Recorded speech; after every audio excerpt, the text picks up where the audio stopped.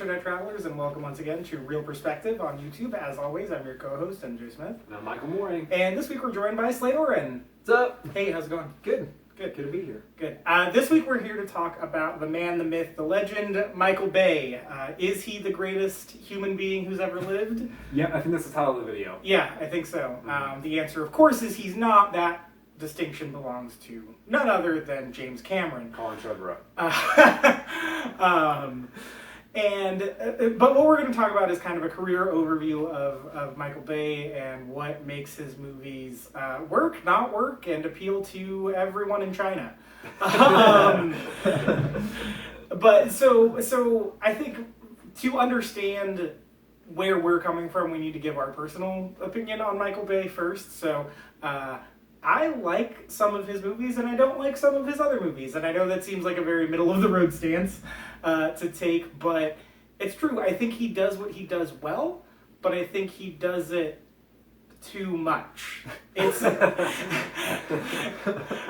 he's very good at making Michael Bay movies, and he continually makes Michael Bay movies, and they continually make money, but just sometimes he shouldn't do that, and sometimes he should do that. So some favorites of mine are The Rock, the first Transformers movie, and actually Pain and Gain. I think is a really well put together and well acted movie. I think that movie's super great for as dark and cynical as it is. I think that's a really solid movie. Slade, what do you think about Michael Bay? Yeah, I like Michael Bay. Generally, I've liked most of his movies. Pearl Harbor's not good. No. But besides that, I think I've liked. Most of the Transformers movies are bad, so I'll go with that. But like both Bad Boys movies are good. Armageddon's good. Well, he's done a bunch of stuff. The Rock. The Rock's really good. So The Island. The Island is sweet. Yeah, I super Yeah, like that Island. was good. Yeah, it's a good movie. That's a great. He does okay. The man knows how to make a car chase. Yeah. I'll tell you that much. And just for that, I'm like, you're okay. You're okay. Because a good car chase is worth a bad movie. You know? That's kind of true, man. Because Deja Vu's not that good of a movie. It's got a great car chase. Great car chase, great movie. Nah, that's a good. Well, It's okay. It's okay. Yeah, It's better than people I think give it credit for. Yeah, it's but elevated by its card chase. Yes, Absolutely. it is. Yes. It is. But, Yeah, Mike. What about you? Your Okay, namesake. You were named after Michael Bay, right? Yep. My parents anticipated Bad Boys, and then they named me Michael. Well, they just really liked all the work he did on those Meatloaf music videos. Yeah, they just rewatched them over and over again, and I inherited their love for Michael Bay, which is why I hate about half his movies. No, you hate more than half of his movies, don't you? I like The Rock. I like Armageddon. Okay. Bad Boys 1 is decent. Bad Boys 2 is Great. Is decent, and it goes on like 2 hours too long. Oh yeah, it's an hour too long, but it's awesome. No, 2 hours too long. The first 30 minutes I was okay with. No, Transformer movies are all pretty bad except for the first one. Yeah. I haven't seen 13 Hours, which is supposed to be good. Yeah. I think that he has undeniable talent. It's just when it's strung together for 2.5 hours, you get exhausted and worn down by it. So Yeah, that's my take on him. I agree. We to take a more clinical approach to the work of Michael Bay. Just before recording this, we watched a video essay. We can link to it about what is Bayhem by Tony Zhao of Every Frame a Painting. It's a really good visual video essay about what makes his style work and what the shortcomings of that style are. Mm-hmm. Basically, everything looks great all the time, always. Yes. But there's no purpose to it. Is the argument to be made, and that's correct. Like that's the correct reading of his movies. But he makes some slick looking stuff, and he's really good at delivering a product on budget. Oh yeah. He's really good at playing the studio game, and he makes a good looking movie that returns on its investment and comes in on or under its budget in a pretty quick turnaround time. Even though I think the last Transformers movie cost almost $300 million and made $1 billion. Mm-hmm. Exactly. So he just he keeps getting money to make these because he keeps making money off of them because people like stuff that looks good. Well, I mean, people go and I think it was Megan Fox when described him as being like a general. You know, Yeah, that's what she he is. described him as being Hitler. Yeah, well, Yeah. but also that he was basically like this guy who commands, like, marshals all these resources. Think about like all the kinds of explosions and technical stuff that go into each of his movies that basically require like supply lines being made for his films that he still manages to deliver on. He can marshal that in a way that few people can. I mean, and you have people like Christopher Nolan, who cite him as like an influence and they like his movies. Other directors like his movies, which is crazy to think about. Yeah. Like, people who are respected like his movies. So there's something there which is bizarre to me, despite his critical reception. But you have to appreciate the craft that goes into his films, no doubt about it.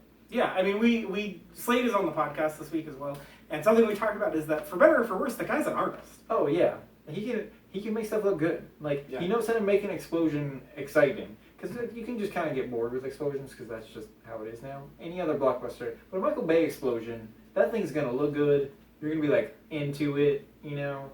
You're gonna feel it. Yeah.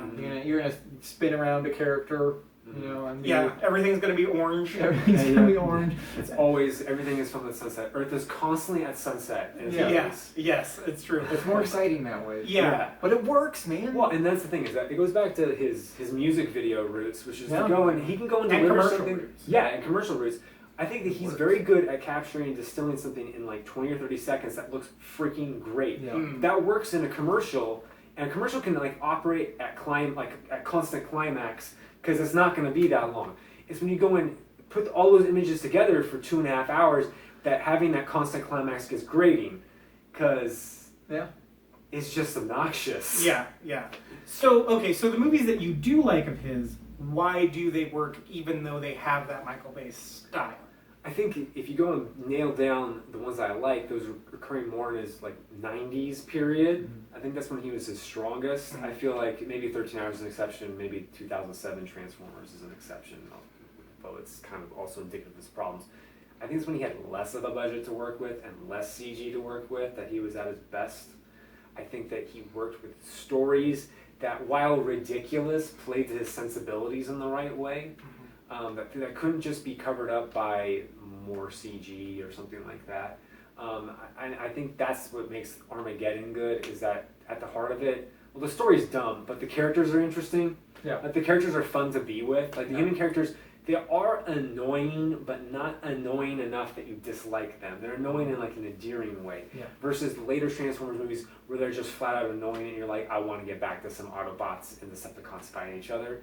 So that's even some of the Autobots are kind of annoying. And that's the thing too, is that that bothers me a lot about the Transformers movies, that they don't really make them characters at all. Mm-hmm. Like, they're not. Yeah. Like, besides Optimus and Bumblebee, they are not characters. They're all those are the two. Yeah, like there's no real personalities to them besides the fact that they're obnoxious, and they're basically these like Michael Bay side characters writ large that are just annoying and they explode things. So I think the strong thing about his earlier movies and the ones that I like were the strong character work, in the sense that like they had people that you liked. Yeah, they had actual characters. Yeah, and you have Will Smith and Martin Lawrence together. That's a winning combination in anything. That's Nicolas Cage and Sean Connery. Yeah. Great screen duo. Yeah. Who would expect that to be good? Yeah, it is. It actually works. I love that movie. Yeah, it's great. Yeah, and they have like good banter to go and support a movie, and they play well off against each other. I think that's the key to his most successful films.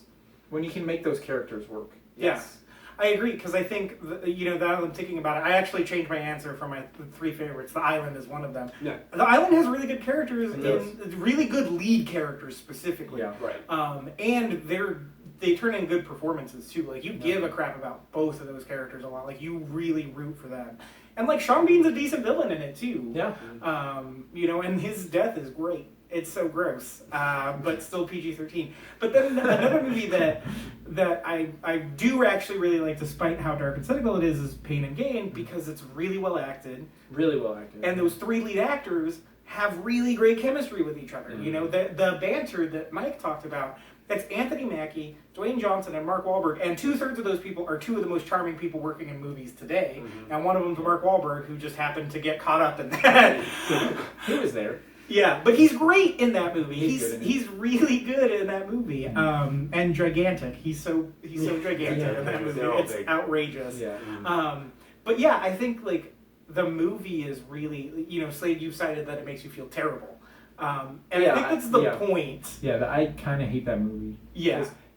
I agree with everything you said. I just never want to watch that movie ever again in my life. Yeah, It's just I like, get that. it just makes me feel horrible. Like a horrible person is like, why does anyone make this movie? Yeah. Yeah. What is the point of this? And I think that's, like, I like Michael Bay a lot, but I think when he when he gets his characters, it works. Mhm. But then when he tries to do Pain and Gain, and he's trying to make this like point, the point, like, I guess it make you feel bad, I guess is the point. But I think that there's no like theme or moral that you get out of it. Yeah. Really, it's just like, well, this is horrible, No, and that's it. I don't think he's good at delivering. a Yeah, point. it doesn't like. Yeah, I he doesn't I think that's his weakness as a He director, doesn't like. among other things. Yeah, nail that or come out with it Yeah. or like emphasize what he's trying to say. He's not trying to say anything because it gets kind of muddled. Which is why Pearl Harbor is a movie that does not Yeah, work. it Right. doesn't. Because that movie inherently has a point Mhm. because of its subject matter, and like none of the drama in that movie works. No. But the assault on Pearl Harbor is great, and the assault on Yeah. Japan at the end of the movie is also great. It looks really good. Yeah. Yep, they're both great. Although I guess there's some maybe ethical stuff that can be said about turning Pearl Harbor into a super big action set piece that like looks cool. Yeah. Yeah. That's a good- Well, and that speaks to what maybe his most fundamental flaw is his sense of tone deafness. Yeah. Yeah, That he and I doesn't. think that's what gets it for the Pain and Gain thing. Yeah. What gets me for it. He's not like subtle enough to get how to like, change tones or manipulate it or Mhm. subvert it, like I Yeah. think he's trying to do in Pain and Gain. Yeah. He just kind of plays at one speed, and that's good for like a disaster movie such as Armageddon, or Works. or It The works. Rock, or just like a big bro action fest like Bad Boys, something like that. But it's not good to do something subversive or thoughtful or respectful to people who died in a tragedy. Which is why he was the best person to make the movie about Benghazi, because he's so bad at delivering a Yeah. point, it couldn't push an agenda on Yeah. either Oh, side. that's actually a fair argument. Yeah. Well, and the way 13 Hours is, portrayed is it is kind of fairly independent of having anything about. It doesn't have like any Washington figures or anything like that Mhm. over it. So it's not trying to say anything. It's about these guys trying to strive a situation. That's where I think Michael Bay excels in is Yep. that. Like Yeah. just a kind of specific scenario without trying to have some overarching thing because he's not capable of the tone control and Yeah. be straight faced enough to say it. Yeah, like the Yeah. Bad Boys thing. Yeah. Because Bad Boys isn't trying to say anything. Right. Yeah. Neither is The Rock. Yeah. Yeah, but I also just think his movies are exhausting to watch, and that's what really hurts, especially the later Transformers movies. Beyond whatever plot issues they have, Yeah. is the fact that you get the sense that you don't have a clear point where they're going to end.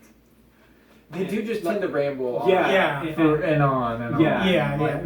The script is full of and then and then and Yeah. then and then. Mhm. But I also think part of what makes the Transformers movie so much more exhausting is that we're not used to taking in those forms. Mhm. As like our eyes are not used to Yeah. taking in the forms of giant robots, right? We're used to taking in the human form when we're watching stuff on screen. And so 3 hours of watching people is exhausting because it's 3 hours, but it's not visually exhausting most of the time because you're used to seeing faces. Like it's recognizable, it's processable to you in whatever cache you have in your head Yeah. of that stuff. But every time you see a Transformers movie, it's probably been 2 to 3 years since you've seen a Transformers movie, so you have to readjust to what those robot figures look like, and there's always new characters that look different. Yeah. And the CGI has gotten better, which has made them look worse, weirdly. Yeah. Well, he's overcomplicated the designs. Oh, Yeah. even in the first one. Yeah, Yeah. Like they don't have very good recognizable silhouettes. For Mhm. example, if you just like made them all black and put them against like a white background,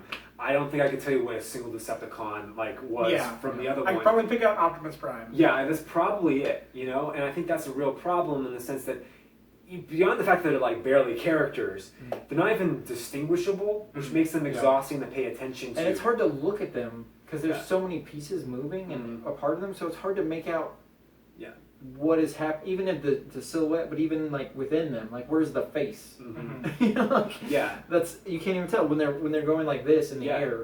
Well, and frankly, like, one thing that really bothered me when I saw the first Transformers movie is that he chose really odd angles to stage some of the action, and I wasn't sure whether or not it was like he was trying to kind of portray like this ground person's view of the action, or it's like he doesn't know how to deal with CG, or something. Like, he doesn't actually know how to frame big scale action, because there's just stuff that's flying all over you, and you don't even know like what you're looking at sometimes. Yeah. But I think that it might be a combination of both, and he's since learned because he's gotten better at it. Yeah, he has gotten better at it. If you look at even the second one, there's more stuff that happens at their level. Yes, and longer shots in general.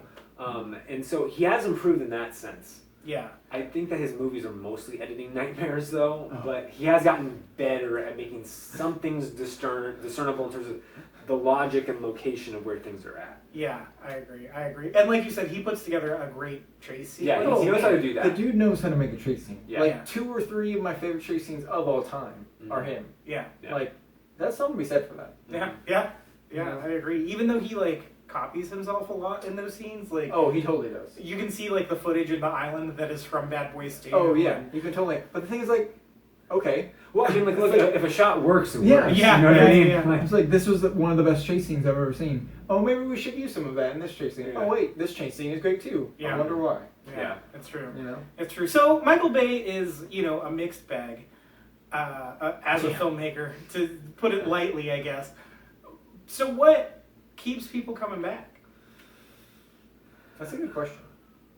I mean, people like spectacle, and he like I said, it looks good. Yeah. People like stuff that looks good. Mm-hmm. And if you put excitement and explosions and stuff that looks good on a screen, it's gonna entertain people. It's gonna draw people in.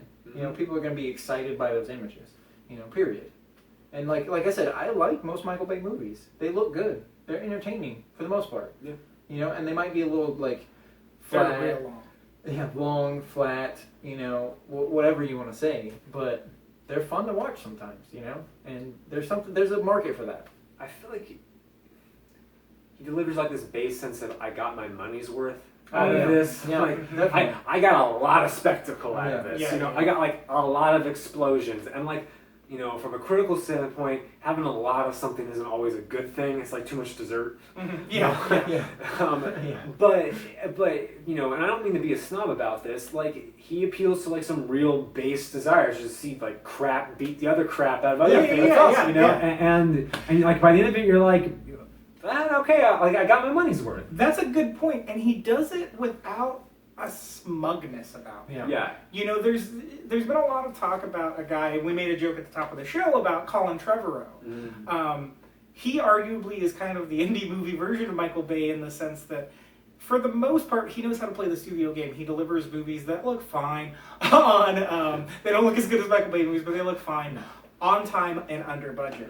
He knows how to work a budget, and he knows how to massage a budget for max spectacle, as we saw in Jurassic World. But it's really mean. Yeah. It's got a mean streak to it. And his most recent movie, Book of Henry, does too. Like, both of those movies should end with him just flipping off the audience. And Michael Bay doesn't do that. No. There's no smugness about it. It's just like, look, I know this is dope, and you know this is dope, so let's just agree that this is dope. There's like a dumb sincerity to it that you have to admire. It's like almost like the level of a 5-year-old smashing his like toy figures together and like coming up with the most ridiculous reason for them to smash together. And it kind of works. That's great. It appeals to a real lizard brainy thing. Yeah. But I think that's also why someone like Steven Spielberg came alongside him, especially in the first one. You can see Spielberg's influence a lot to make the Transformers movies because of that dumb sincerity that you talked about. It's not pandering. It's not like smug about it. It's just like, this is cool, and like let's have cool things happen. Yeah, and this is me. Yeah. There's not like a deconstructedness, cynical perspective. Yeah, it's not smug, it's arrogant, and that's what makes it work. Yeah, it's like, here's the full bay. yeah, exactly. So I think also he gets some good trailers because of his style. His style lends itself well to he knows how to make a commercial. Yeah. He just does. Yep, he can sell you on things. Yep. Like, I almost was tempted to watch Transformers. I talk about it on the podcast. Yeah. There's one shot in that trailer that is great. One of my favorite shots I've seen in a movie this year. And you were talking about that one. I'm thinking the one where like Optimus Prime goes and like slices like those 5 guys in half, Oh. like in one blow, and I'm like, whoa. And then I'm like, no, I can't watch this. 'Cause I hated the last 3. Yeah, it's true. It's true. But I think a lot of people don't have that foresight. You know, it's like how Ryan Gosling was for a long time. He was real quiet, and everyone decided he was a good actor. Yeah. You all right? Yeah, I'm good. I'm good. Do you guys have anything else to add That's so about funny. Michael Bay? I'm glad Michael Bay exists. That's all I'm I gonna need say. to. You know Like, what? God bless Michael Right? Bay. Like, It's I'm glad true. he He exists, man. he has a place at the table. Oh, I feel like. totally. I feel like because once you start saying that his movies don't have the right to exist, you start putting movies into a box. And like movies can be anything. Yeah, it's great. Movies can be anything, and they can appeal to different people, and that's what makes them great. And sometimes, like, just watching stuff explode for 2 hours while, like, in the middle of summer when it's, 111 degrees outside is a good option, Like, it kills some time, Mm-hmm. and it kills usually a good chunk of your time. Yeah. A few brain cells, sure. Mhm. But, Small price to pay. You weren't using those anyway. yeah, Yeah. it's fine. I wasn't. It's fine. I set them aside for the explosion. Yeah, exactly. And when like where the meat of his movies exists, it delivers on that, which is the action set Totally. pieces. Mhm. So I don't know, Michael Bay, keep doing what you're doing, man. Yeah. We may be critical of it, and we Mhm. likely will be, as long as you keep Mhm. making Transformers movies. Yeah. But Stop making Transformers. you should stop doing Stop. that. Just stop. But take a lot of those action set pieces with you, Stop. and just put people in them. Yes. Because they look great. But yeah, that's all I have to say about it. You can find me on Twitter at mjsmith891. You can find my writing at keithlovesmovies.com. I recently wrote a piece about the Book of Henry, Colin Trevorrow's latest movie, and the 5 best and 5 worst movies I've seen thus far in 2017. I almost said 2016. Also, if you go to wordofthenerd.com, that's where I do all my news writing and kind of feature piece writing. I recently wrote an article about the live action Cowboy Bebop series that's apparently on its way, and I did a fan casting article about that. As much as I wanted to leave it blank because I don't think that that's a good idea, No. I actually put some time and effort and thought into helping it not suck, I hope. Granted, I have no say in that, but that is my picks for who could at least make something I would watch a couple episodes of. Chris Pratt for Faye. That might work. Tom Cruise for Faye. Yeah, I'm okay with that. Yeah. But yeah, until next time, go enjoy a Michael Bay movie. It's summer. Mm-hmm. And remember, We're the Bay Guys.